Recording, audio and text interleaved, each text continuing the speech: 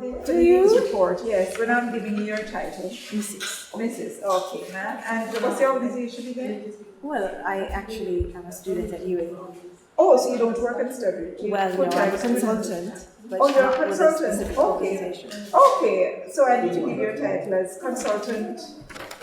Strategic management. Oh, perfect. That's what I mean. Because that you have to give your title, you see? Okay. So they know who's talking. Because remember, it's television. Okay. Okay.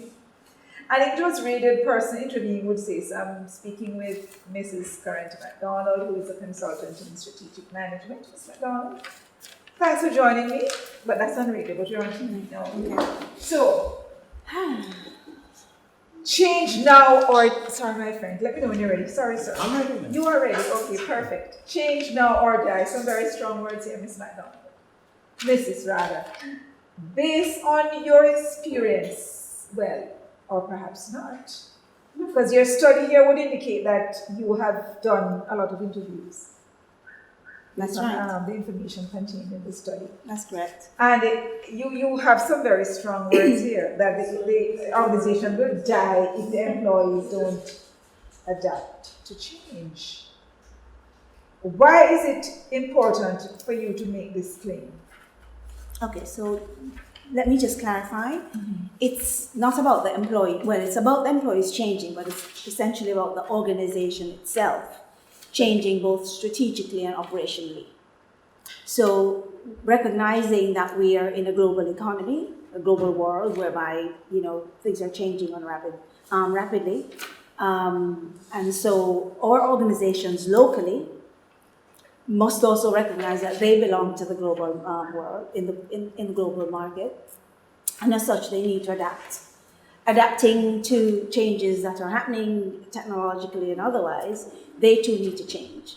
But my study actually found, in interviewing a number of individuals in several organizations, excuse me, that whilst organizations are planning change or planning to change, change is not necessarily in relation to the culture of the organization. It's about changing processes and practices, etc. And so then they're not actually preparing the foundation for the change, which the study found was essential to having successful change. So the heading, change or die, means that all that you're doing in the organization to change, if you're not preparing the context, the environmental context for the change, meaning, so preparing the environmental context means preparing the people to change. So an environment could be negative, and if you're going to change is particularly disruptive at any time. And if you're preparing to change, the culture is important. It's important that the culture, you revisit your culture with a view to preparing people's mindsets to change. Okay, and this is across the board as it relates to private and public? My study was primarily with private sector organizations. Private sector organizations. Right. And why do you think there is this fear, I don't know if it's a fear or an unwillingness to change, or to prepare the organization to change? Well, I'm not sure. Well, it's not a fear. I think it's a practice. It's a long held practice, or the organizations are probably, in my mind, are held hostage by historical structures, whereby, they're, as much as they're changing, they're still remaining the same.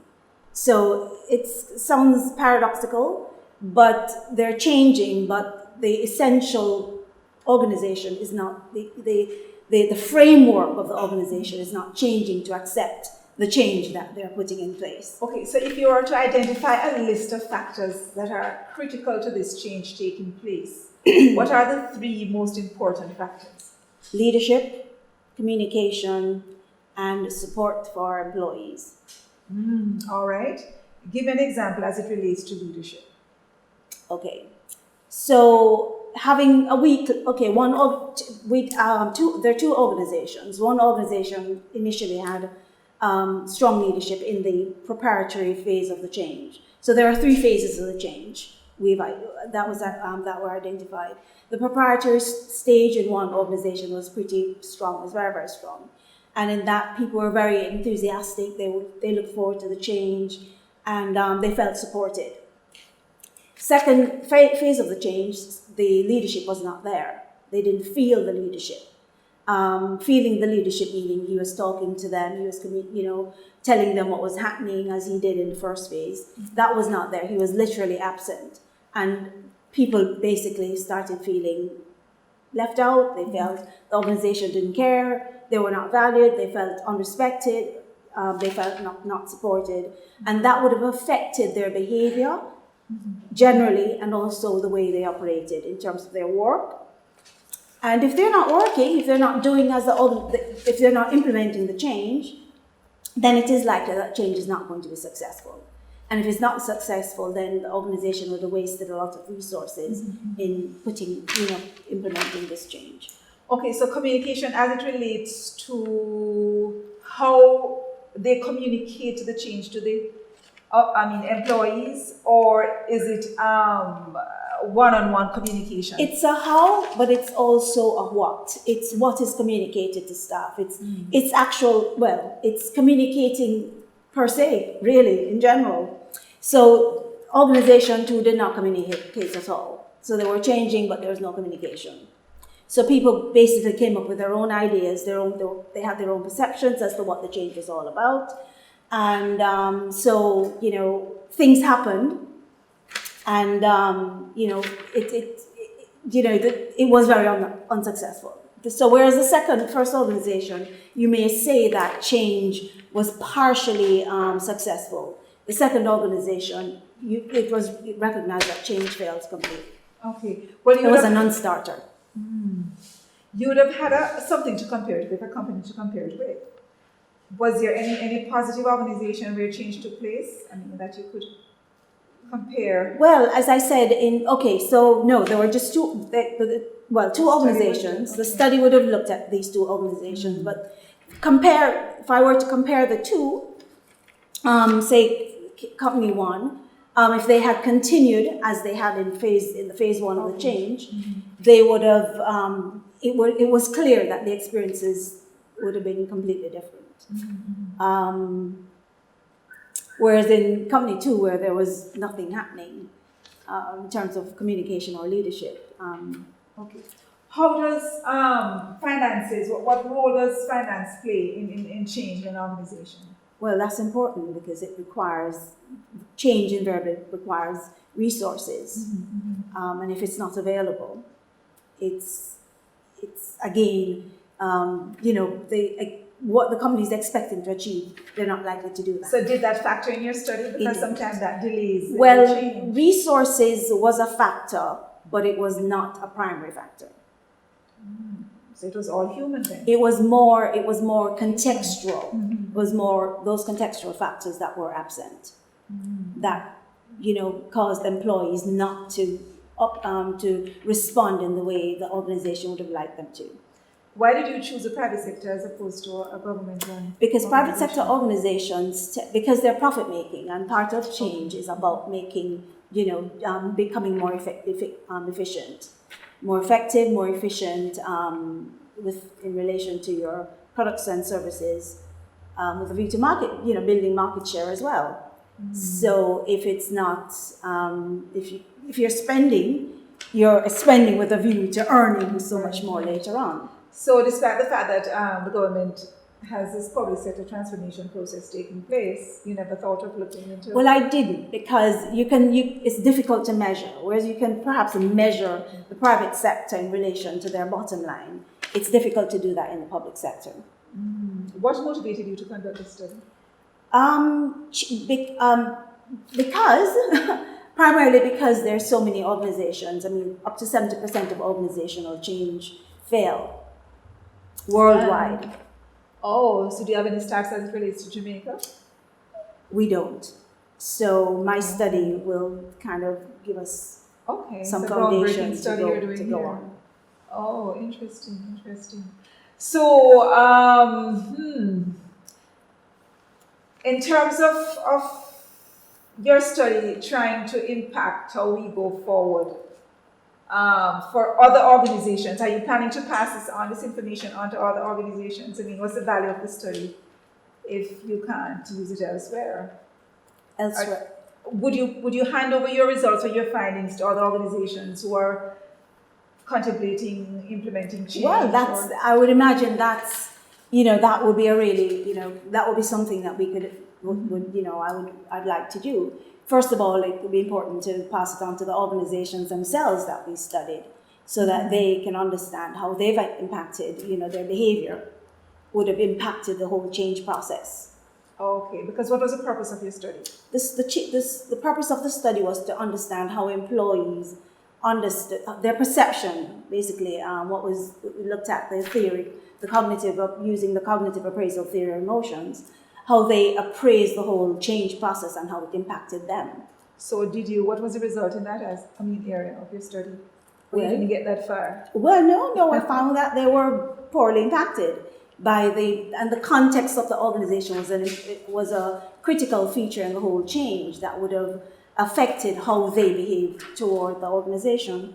I noticed that you place a lot of emphasis on the management, and little emphasis was placed on the employee's role. Yes, they have to be motivated, but they also have a part to play, because not all the time, I'm an employee and there are times when things aren't happening and hey, I have to, get up and say, let's do something here. Right. So I get the impression you're a bit soft on the employees. Why? Well, maybe, but also, on this understanding, I think what came out really is that the context of the organization was a critical factor.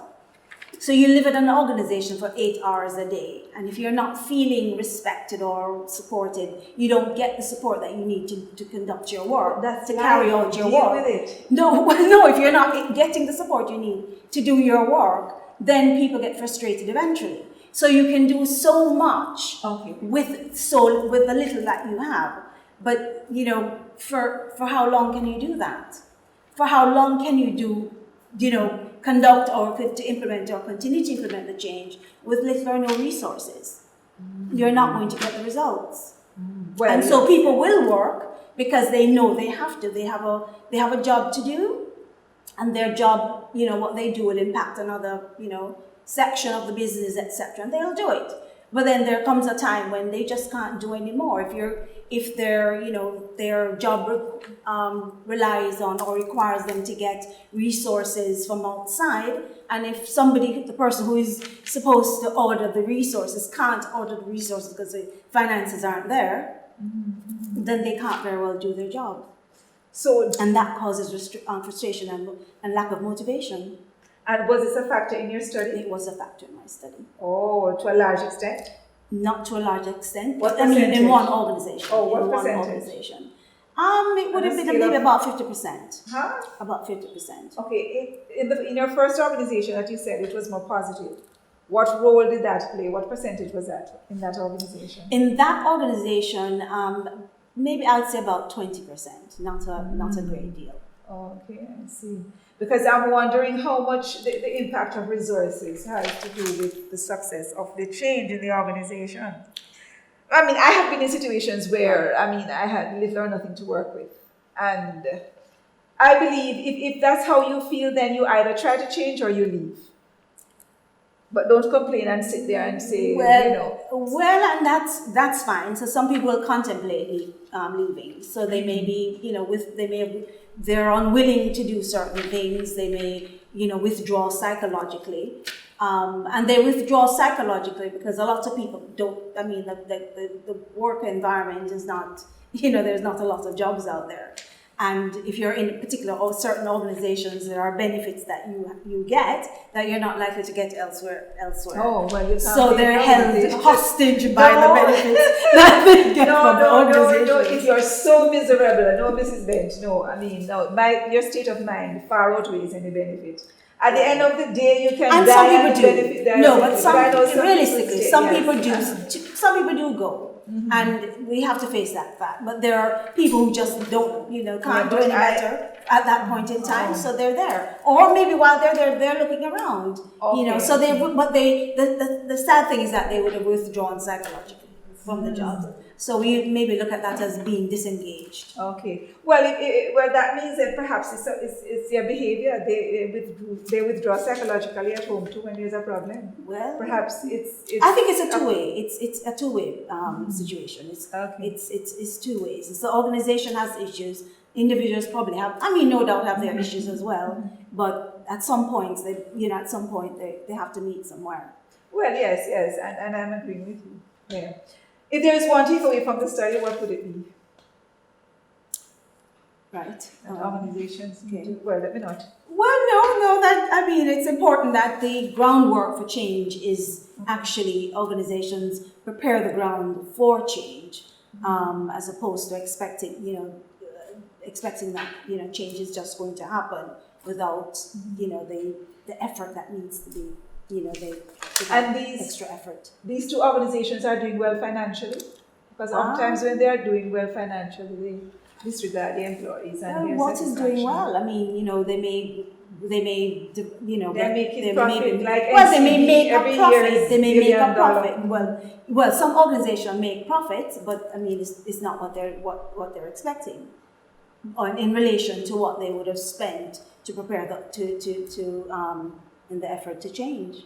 So in your view then, what would be considered success? The employees being happy? Success is if at the end of the day, the organizations can honestly say that they have actually successfully changed. Not partially changed. Not partially changed. They would have achieved the objective of change. Okay. So they would have had certain strategic objectives in relation to change. And have they achieved them? All right, one final question. About how many companies in Jamaica, do you think are going to die in the next 10 years if they don't change? If you were to give me a percentage, 25%? 100% of Jamaican it's very difficult to say. You can't give me a guess. It's very difficult to say. Because we're still cocoon, and we're not doing well. But you have a very strong statement here, change or die. And survival of organization is dependent on their ability to change. It really is. And a lot of the organizations are resisting change in the most possible way, in the biggest way. Oh, I hear you. All right, then I see you survived the interview when you were saying you didn't want to. I didn't.